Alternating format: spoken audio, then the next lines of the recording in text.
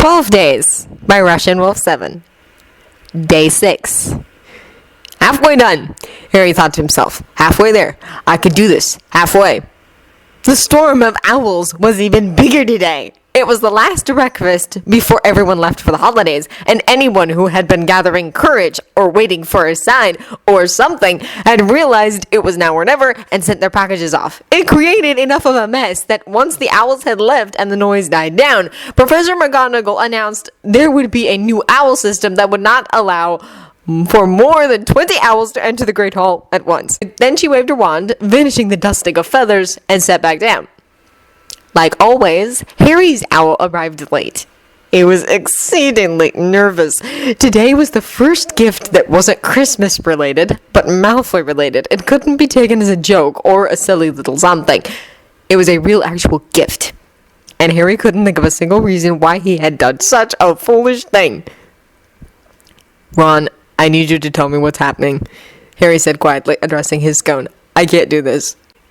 You're such a sissy, Ron said. I watched Hermione open a gift.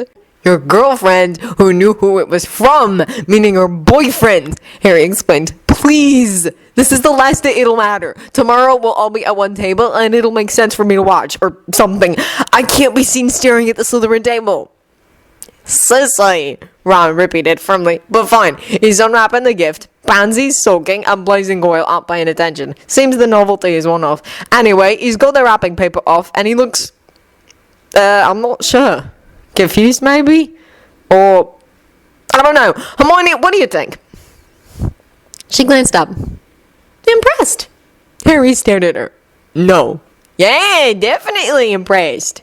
Ron agreed. It's caught his friend's attention too. Pansy's positively seething. Blaze looks as interested as he ever does. And Goyle seems confused.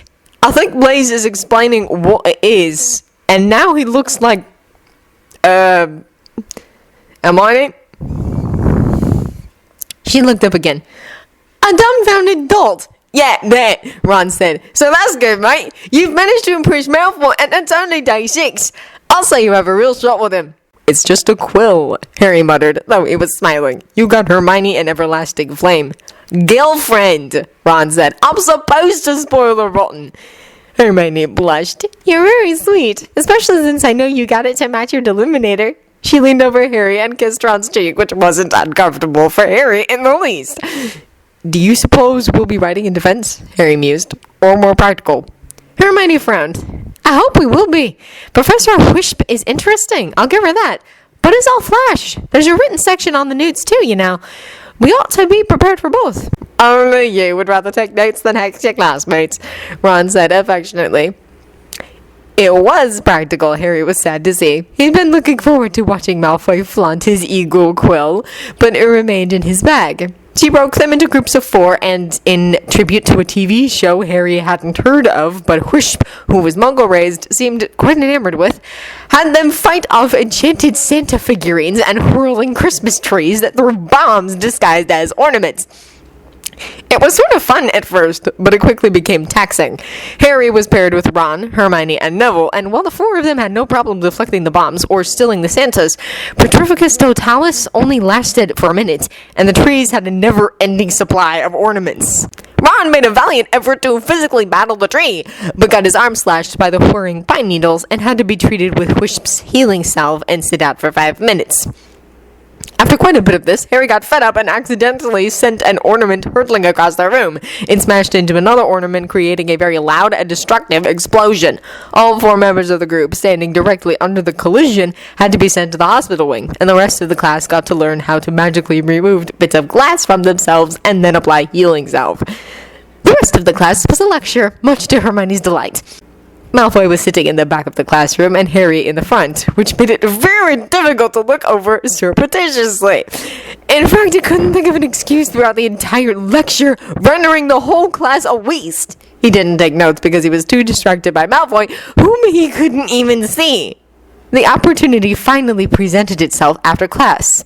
Professor Wisp retreated to her office with the Santas and trees, muttering something about explosives, and as soon as she was gone, Malfoy started talking.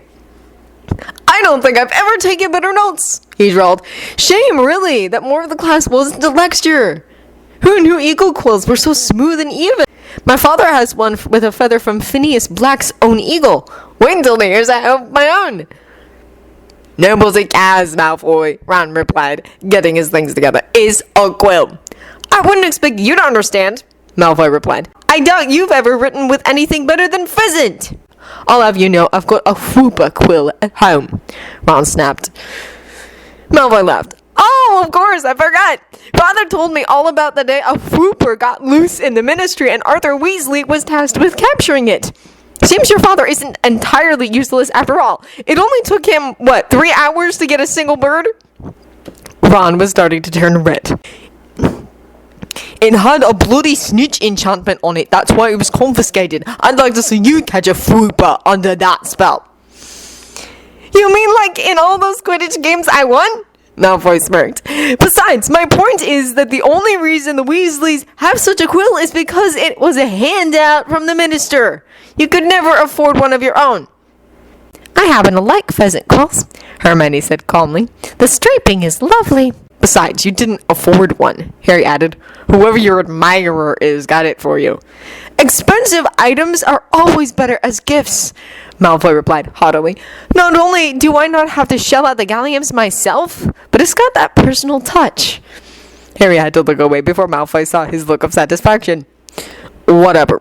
He walked out of the classroom with Ron and Hermione at his side and had to suppress a sudden hysterical bout of giggles. Was that enough for you? Ron asked testily. If this is how it's going to be as long as you keep giving him gifts, I'll take back any symbol of this plan. I don't care. Harry said, it'll get better when everyone leaves for a holiday. As long as we don't give him a reaction, he'll calm down. Pansy will keep whining until Blaze gets her something, and then she'll lose interest too. Plus, there won't be any classes, just meals. Relax, Ron.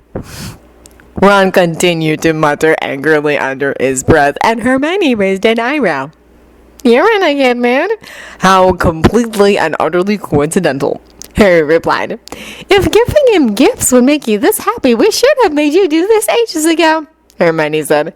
Having Harry mope all the time versus purposefully goading Malfoy to get a reaction to keep Harry from moping. Ron contemplated. This is messed up, but I suppose I'd rather see you happy. Harry grinned. Thanks, mate. Besides, it's only 6 more days. After that, things will go back to normal. His face fell. Oh no, wait. That's right. He'll tease me forever and make my life a living hell. At least you'll be off his radar.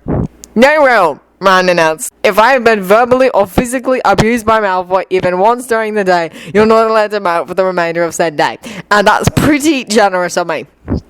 Fine, Harry said, starting to smile again. Now stop talking about me, he added as they walked into Muggle studies. I can't wait for this to be over, Ron muttered.